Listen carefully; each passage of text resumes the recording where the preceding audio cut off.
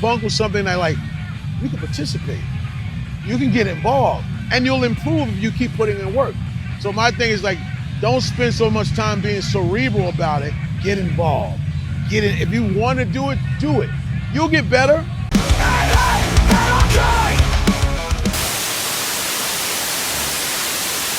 Yo, what's up, y'all? Peace, peace. This is Creature from Rebelmatic, New York City. We sound like James Brown and Mosh Pit. I got 2 children, 14-year-old boy and a 12-year-old girl. Okay, so what do you think is the most punk rock thing about you, and what do you think is the most dad thing about you? I think they coincide. I think the most punk rock thing about me is me being free to be who I am. From my physical appearance, as far as how I dress, and what's in my heart. As far as like not being status quo. And dad is the same thing. Like I never tell my children to smile. I never tell my children they have to do a certain thing. I'm like, when we're taking pictures, I'm like, look, do what you want to do. My son's like, he's like, oh, I don't really got a good smile. I said, when have I ever told you you got to smile? He said, yeah, you never. I said, I don't care if you smile.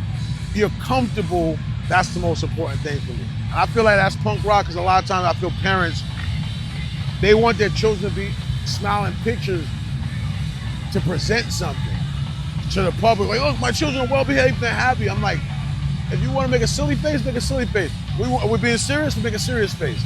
So I'm like, you want to smile? You don't want to smile? It's all good. So I feel that's real punk rock. No, absolutely, absolutely. And the question of all questions, is punk dead? No, absolutely not. Punk is something that keeps growing. Punk to me is freedom. And as long as if you have freedom and you're unadulterated you, how does it die? Are we talking ethos? Are we talking about how someone dresses? There's still kids who dress in more a traditional sense of punk. I'm not dressing in a traditional sense of punk, but my heart is my heart. You know what I mean? No, definitely. What values did you want your kids to get out of the punk scene? Be true to themselves, be unapologetically them, and to learn, like, you know, do it yourself, or that you can do it. That's one thing punk taught me. Like, other genres, you sometimes have to study so much to feel like you can participate. Punk was something that, like, you can participate. You can get involved, and you'll improve if you keep putting in work. So my thing is, like, don't spend so much time being cerebral about it. Get involved. Get in. If you want to do it, do it. You'll get better if you keep doing it. So I tell them that in life, like,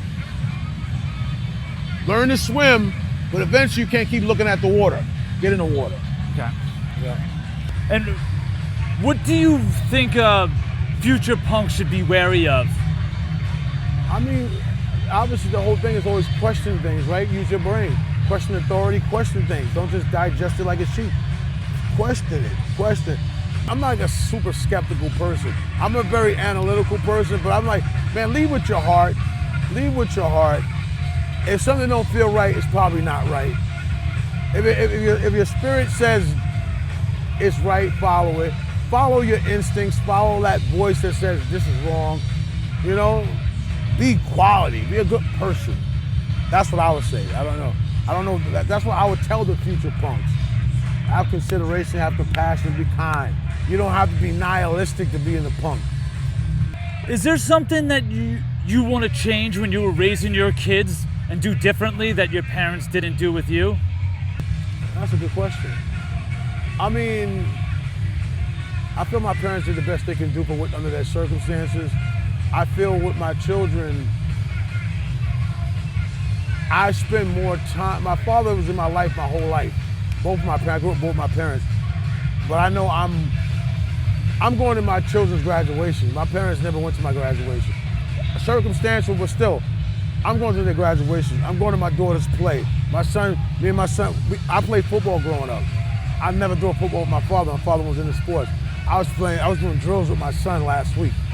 You know what I mean? Running drills, throwing drills, hiking up, running up hills. I never did that with my father. And not because he wasn't there, because he wasn't into that. So I'm getting to do things that I would have loved to do with my father and my parents now. So I don't know if that's the answer, but that's kind of where I'm at with it. No, that's perfect. That's perfect. And without any limitations, what would you change for the future of your children? I don't know. I mean, the future is still here, man. I just know I gotta keep earning money, providing and guiding. I gotta provide for them financially, emotionally, spiritually, and keep guiding them. They're not here to live up to, I don't need my son to be the second me. He has to be the first him. I'm a part of his lineage, my daughter as well. My daughter's more creative. Both of them are creative, they both draw. My daughter's more into the theater and stuff. So I just want the next generation to be considered compassionate,